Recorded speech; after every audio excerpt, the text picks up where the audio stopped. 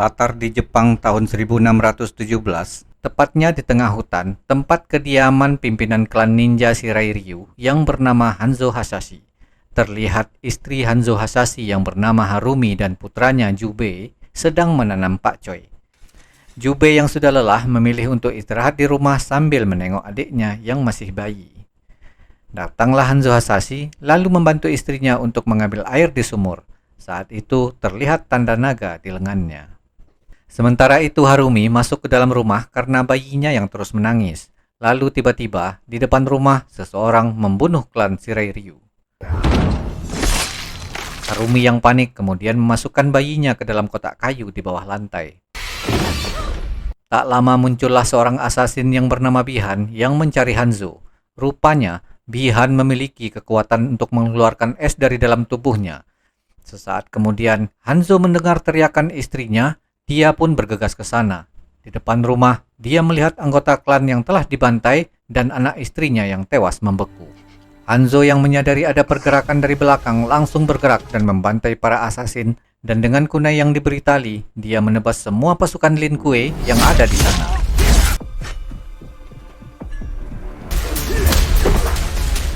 Setelah menghabisi orang-orang tersebut, Hanzo berteriak memanggil nama Bihan. Hanzo kemudian bertemu dengan Bihan yang berniat akan membunuh Hanzo dan seluruh keturunannya serta semua klan Shirai Ryu. Dan pertarungan pun tidak terhindarkan. Mereka berdua memiliki kemampuan yang hampir seimbang. Hanzo terkena tusukan namun dia masih bisa melawan. Bihan kemudian berhasil merebut kunai dari tangan Hanzo. Dia menusuk pundak Hanzo dan akhirnya Hanzo pun tumbang.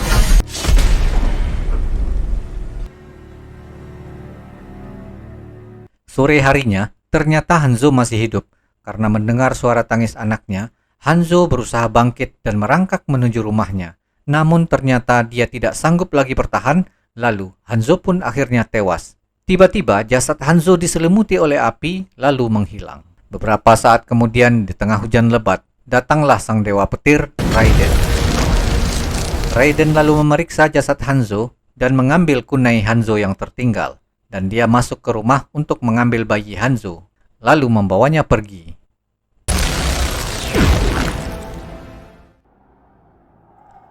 Ribuan tahun setelah kematian Hanzo, kita akan diperkenalkan dengan seorang petarung jalanan yang bernama Cole Yang. Saat itu, Cole sedang bersiap-siap untuk bertarung dengan didampingi oleh istrinya, Allison, dan anaknya, Emily. Pertarungan pun dimulai. Cole menghajar lawannya tanpa ampun. Lalu mengunci lawannya hingga tak berdaya. Namun tak disangka, lawannya bisa membalikkan keadaan dan mulai menghajar Cole bertubi-tubi. Merasa tak mungkin menang, Cole yang sudah terkunci akhirnya memutuskan untuk menyerah. Berpindah ke dimensi lain yang disebut Outworld, terlihat Bihan yang sekarang sudah berubah nama menjadi Sub-Zero menemui pimpinannya, Shang Tsung. Shang Tsung mengkhawatirkan ramalan mengenai garis keturunan Hanzo Hasashi yang akan membantu bumi untuk memenangkan turnamen. Karena jika sampai bumi menang, maka turnamen Mortal Kombat akan berakhir karena tidak ada lagi musuh yang tersisa. Sub-Zero menjelaskan kalau itu tidak mungkin terjadi karena ratusan tahun yang lalu dia telah membantai semua garis keturunan Hanzo Hasashi. Shang Tsung lalu memerintahkan Sub-Zero untuk turun ke bumi dan membunuh semua peserta turnamen dari bumi sebelum turnamen berlangsung. Kembali ke Cole, ketika sedang berbincang dengan putrinya, tiba-tiba datang seorang pria yang sudah memperhatikan Cole sejak di atas ring. Pria itu bernama Jack. Jack tertarik dengan tanda naga yang ada di tubuh Cole. Dia penasaran apakah hanya stiker harga 5 ribuan atau stempel naga beneran. Emily lalu menjawab kalau tanda naga yang dimiliki ayahnya sudah ada sejak Cole dilahirkan. Kemudian mereka pergi meninggalkan Jack. Saat Cole sedang makan malam di warung Padang, Emily merasa ada yang aneh dengan turunnya salju, padahal ini belum musimnya. Namun tiba-tiba, meja di depan Emily mulai membeku. Dari jauh terlihat Sub-Zero mendatangi tempat itu. Sub-Zero menyerang dengan jurus esnya. Beruntungnya, Jack datang dan membawa mereka kabur.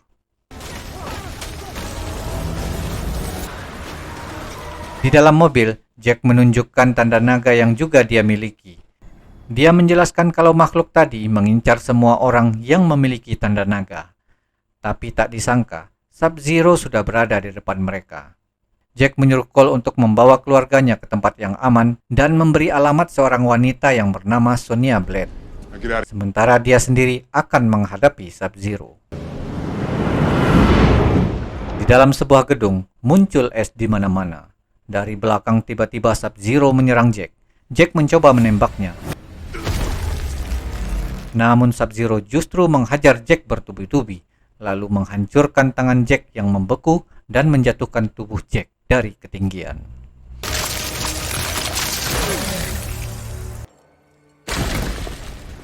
Cole membawa keluarganya pulang ke rumah, lalu memberitahu istrinya kalau dia akan pergi menemui seorang wanita yang bernama Sonya Blade untuk mencari jawaban apa sebenarnya yang terjadi. Di dimensi Outworld, seorang petarung wanita yang bernama Milena melaporkan kepada Sengsang kalau Sub-Zero telah berhasil membunuh satu petarung bumi, tapi yang satunya lagi berhasil kabur. Milena bertanya, bagaimana jika Elder God tahu kecurangan yang mereka lakukan? Sengsang berkata, nggak apa-apa guys, kita sudah menang dengan kecurangan pada 9 kali pertarungan, dan sampai saat ini tidak ada sanksi apapun yang diberikan oleh Elder God. Sengsang lalu menyuruh Milena untuk mengirim Sizot, sang reptilian, untuk membantu Sub-Zero menuntaskan misinya di bumi, yaitu membunuh Jack dan Cole. Sementara itu, Cole sampai di alamat yang diberikan oleh Jack, lalu menyelinap masuk. Tiba-tiba seseorang menyerangnya. Cole kemudian menunjukkan tanda naga pada orang tersebut yang ternyata dialah Sonya Blade. Sonya lalu mengajak Cole masuk ke markasnya. Di sebuah ruang rahasia, Sonya menjelaskan kalau 7 tahun yang lalu, dia dan Jack menjalankan misi untuk menangkap seorang penjahat yang tak disangka orang yang diincar memiliki kemampuan lebih dari manusia biasa. Orang itu memiliki tanda naga di tubuhnya, tapi Jack berhasil membunuh orang tersebut dan secara ajaib, tanda naga itu berpindah ke tubuh Jack. Bertahun-tahun lamanya, Sonya mencari tahu arti dari tanda naga itu yang ternyata sudah ada sejak ribuan tahun yang lalu. Tanda naga itu adalah tanda orang yang terpilih untuk mengikuti sebuah turnamen antar dimensi yang disebut dengan Mortal Kombat untuk mewakili bumi. Sonya dan Jack ternyata sudah melacak beberapa orang yang memiliki tanda naga tersebut dan kebanyakan dari mereka sudah mati dibunuh oleh makhluk misterius. Tiba-tiba Cole terkejut mengetahui kalau ada seorang pria yang diikat di sana. Dia bernama Kano, yang merupakan seorang pembunuh bayaran, pengedar senjata ilegal, dan juga pengedar narkoboy. Sonya menemukan Kano telah membunuh salah satu petarung terpilih yang juga memiliki tanda naga, dan tanda naga itu kini berpindah ke tubuh Kano. Maka dari itu, Sonya terpaksa menangkap Kano, sedangkan Sonya sendiri menjelaskan kalau dia tidak punya tanda naga di tubuhnya. Saat itu tiba-tiba saja lampu padam. Sonya dan Cole memeriksa sekitar. Mereka mendengar gerakan tetapi tidak melihat apa-apa. Sesuatu yang tidak terlihat itu lalu menghajar Kano dan merobek wajahnya. Sonya melempar pisau ke arah makhluk tersebut, namun salah satunya malah mengenai kaki Kano. Dari atas, makhluk itu mengeluarkan lendir asam yang bisa melelehkan besi, dan dengan bantuan lendir asam tersebut, Kano kemudian berhasil melepaskan diri. Kano lalu bangkit dan menancapkan suar dengan pisau di tubuh makhluk tersebut, dan terlihat sosok tokek raksasa di hadapan mereka. Itu adalah Sizot, sang reptilian yang diutus oleh Sengsang untuk membunuh orang-orang yang memiliki tanda naga di tubuhnya. Sonya berhasil menusuk makhluk itu dengan pisau, lalu Kano merobek tubuh makhluk itu dan mengambil jantungnya. Dari sisa berkasnya yang terbakar, Sonya menemukan tempat di mana para petarung terpilih berlatih sebelum bertarung di turnamen Mortal Kombat, yaitu Quill Raiden. Kano berkata kalau dia tahu lokasi Quill Raiden tersebut, karena dulu dia pernah menyetok beberapa senjata ke sana. Namun Kano menolak membantu Sonya karena masih sakit hati setelah ditangkap dan diikat. Kano lalu pergi dari sana. Di luar, Sonya menjelaskan kalau dia berani membayar $2 juta jika Kano mau mengantar mereka ke Quill Raiden. Kano lalu menaikkan tawarannya menjadi $3 juta dan Sonya pun setuju. Cole lalu bertanya, apakah Sonya beneran akan membayar $3 juta? Sonya menjawab, oh jelas tidak. Mereka pun berangkat menaiki pesawat yang disewa oleh Kano, dan di tengah-tengah gurun mereka pun turun menggunakan parasut, lalu berjalan kaki sesuai arahan Kano. Sekian lama berjalan, kuil Raiden tidak kunjung terlihat. Sonya marah karena merasa dipermainkan oleh Kano. Kano lalu menantang Sonya bertarung. Tapi ternyata hanya dengan satu gerakan saja, Sonya mampu melumpuhkan Kano.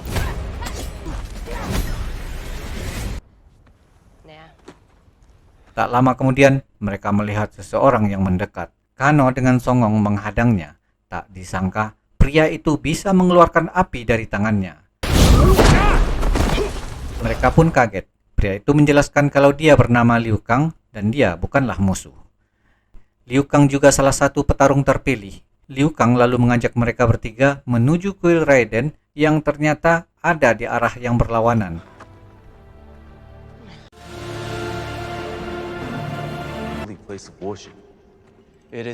Dengan gerakan seperti Oiroke no Jutsu milik Naruto, Liu Kang membuka pintu gerbang dan di dalam terdapat banyak lukisan tentang sejarah Mortal Kombat.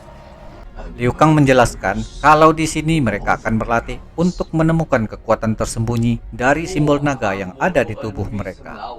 Sonya lalu masuk ke dalam sebuah ruangan dan dia melihat Jack yang tidak sadarkan diri dengan lengan yang terputus. Liu Kang menjelaskan kalau dia menemukan Jack dengan kondisi seperti itu. Beruntung nyawanya masih bisa diselamatkan. Dan sekarang Liu Kang sedang berusaha untuk menyelamatkan hidup Jack. Mereka berempat lalu masuk ke dalam sebuah ruangan yang di sana sudah ada Lord Raiden. Raiden kecewa melihat petarung bumi yang terpilih karena mereka ternyata tidak dalam kondisi siap bertarung. Bahkan satu orang dari mereka tidak memiliki tanda naga. Raiden menjelaskan jika bumi kalah dalam satu turnamen lagi, maka bangsa Outworld akan menguasai bumi selama-lamanya dan manusia akan dijadikan budak. Sore harinya saat Liu Kang sedang bermeditasi, tiba-tiba Sub-Zero berhasil menjebol pintu kuil. Dia langsung menghajar Liu Kang, tapi tiba-tiba dari belakang datang si topi terbang menolongnya. Dia adalah Kung Lao, sepupunya Liu Kang. Tak lama kemudian Shang Tsung dan Mileena menyusul masuk.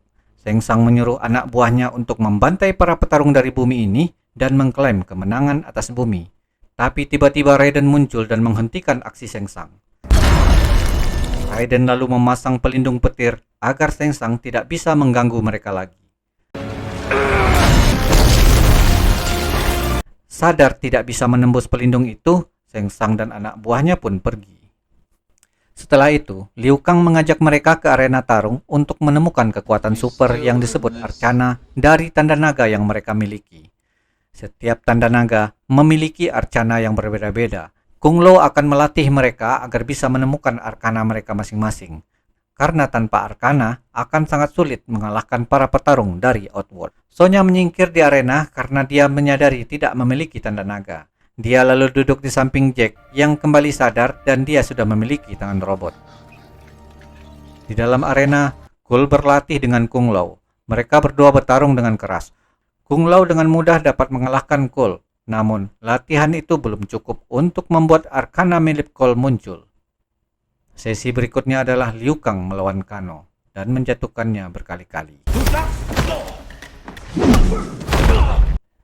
Malam harinya, Liu Kang mengobati luka di lengan Cole sambil bercerita kalau awalnya dia tidak memiliki tanda naga. Dulu dia adalah seorang gelandangan dan entah karena alasan apa, seorang master kungfu menemukannya dan membawanya ke perguruan Wuxi. Di sanalah dia bertemu dengan Kung Lao dan Lord Raiden dan mulai berlatih. Setelah lulus, Liu Kang diberi tugas untuk memburu seorang penjahat penyelundup anak. Liu Kang membunuh penjahat itu dan tak disangka penjahat itu ternyata memiliki tanda naga dan akhirnya tanda naga itu berpindah kepada Liu Kang. Dan kini Liu Kang berhasil menguasai arkananya sendiri, yaitu arkana api. Keesokan harinya, Cole kembali berlatih, namun ia belum juga berhasil menemukan arkananya. Di tempat lain, Sonya sedang menemani Jack yang sedang berlatih menggerakkan lengan robotnya. Di malam harinya di meja makan, terlihat Kano yang songong dan arogan mulai berulah. Kung Lao yang jengkel mendengar ocehan Kano, lalu mengatakan kalau Kano bertarung seperti seekor babi dan bodoh seperti anjing. Mendengar hal itu, Kano pun marah dan menantang Kung Lao dan Liu Kang untuk bertarung. Kung Lao terus memancing emosi Kano dan tiba-tiba, Kano berhasil mengeluarkan arkana miliknya berupa mata laser. Liu Kang mengatakan bahwa Arcana bisa muncul dari rasa sakit. Maka keesokan harinya, Kano menghajar Cole bertubi-tubi, namun sia-sia. Arcana milik Cole tidak kunjung muncul. Saat sedang istirahat, Raiden datang dan menjelaskan jika Cole tidak berhasil membangkitkan Arcananya, maka dia hanya akan menjadi beban bagi yang lain. Cole lalu bertanya mengenai tanda naga yang ada di tubuhnya yang telah ada sejak lahir. Raiden lalu menjelaskan kalau Cole mendapatkannya dari leluhurnya yang merupakan sang ninja terkuat yang bernama Hanzo Hasashi. Setelah Hanzo dibunuh oleh Bi-Han yang sekarang menjadi Sub-Zero, jasadnya masuk ke dalam dimensi neraka dan menunggu untuk balas dendam. Tapi untunglah Raiden berhasil menyelamatkan salah satu keturunan Hanzo Hasashi. Tanda naga itu diturunkan dari generasi ke generasi hingga kini ada di tubuh Cole. Namun Raiden ragu setelah melihat kemampuan Cole saat ini. Raiden menyuruh Cole untuk pulang saja karena akan percuma jika mengikuti turnamen tanpa memiliki Arcana. Cole pun pulang dengan menggunakan portal petir milik Raiden. Di dunia Outworld, Sengsang memanggil Nitara, Kabal, dan Jenderal Roiko. Sengsang mengatakan bahwa Jawara Bumi tidak ada apa-apanya dan dia sudah tidak sabar lagi ingin segera menguasai bumi. Akan tetapi, Raiden telah membuat pelindung yang tidak bisa ditembus sehingga Sengsang tidak bisa membunuh para petarung bumi tersebut. Kabal kemudian menyampaikan idenya karena dia mengenal Kano yang mudah dihasut. Tak lama, muncul juga di sana si Goro, monster bertangan 4. Kabal lalu menemui Kano dan mengajak Kano bergabung di pihaknya dengan imbalan hadiah yang sangat besar. Kano menjadi tergiur, lalu dengan Arcananya, Kano merusak patung naga yang ternyata merupakan kunci perisai petir milik Raiden. Dan kini Kano berpihak pada musuh.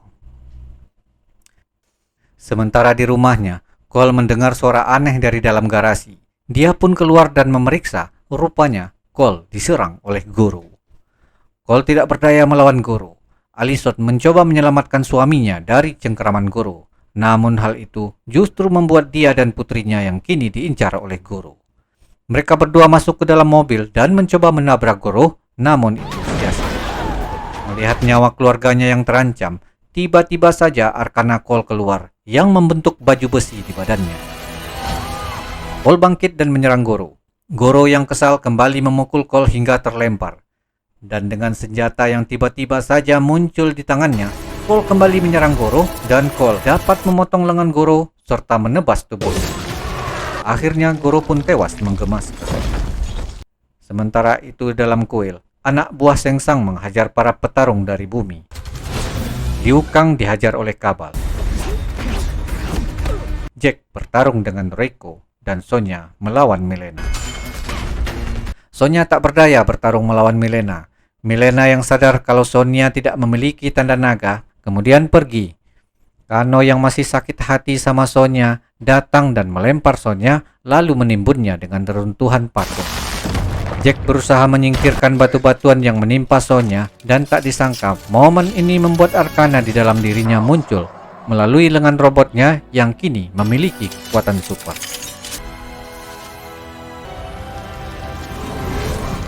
Kung Lao bertarung melawan Nitara.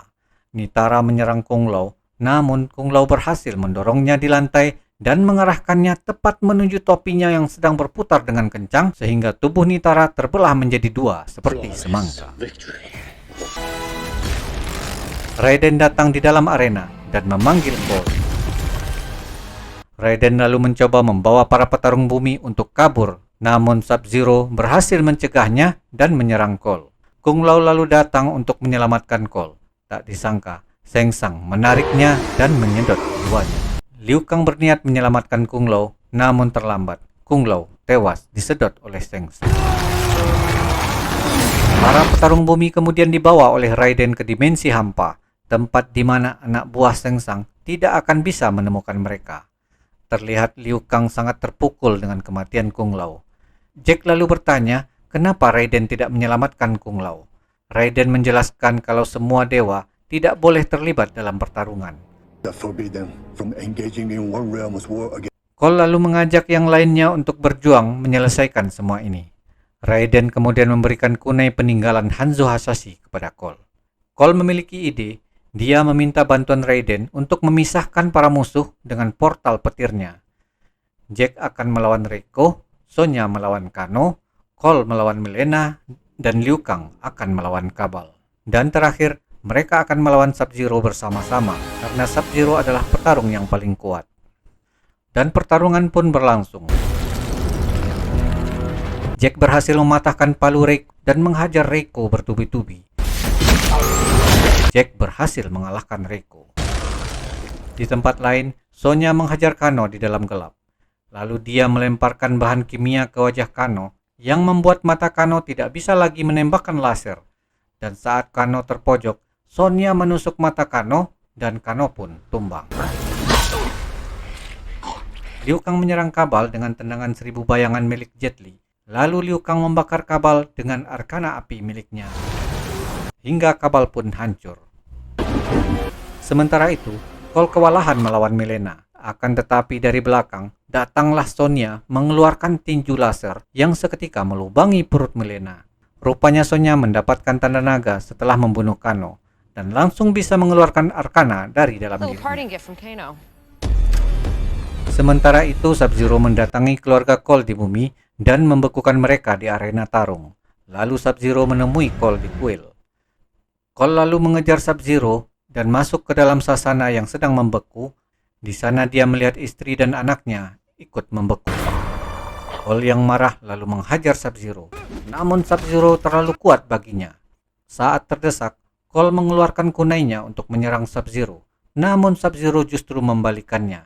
Dan tak disangka, kunai itu bereaksi setelah terkena darah Cole. Dan tiba-tiba, ya, muncullah Hanzo Hasashi yang telah bangkit kembali untuk membalas dendam. Dua ninja terkuat itu pun bertarung. Sub-Zero kemudian mengeluarkan pedang es dan kembali bertarung.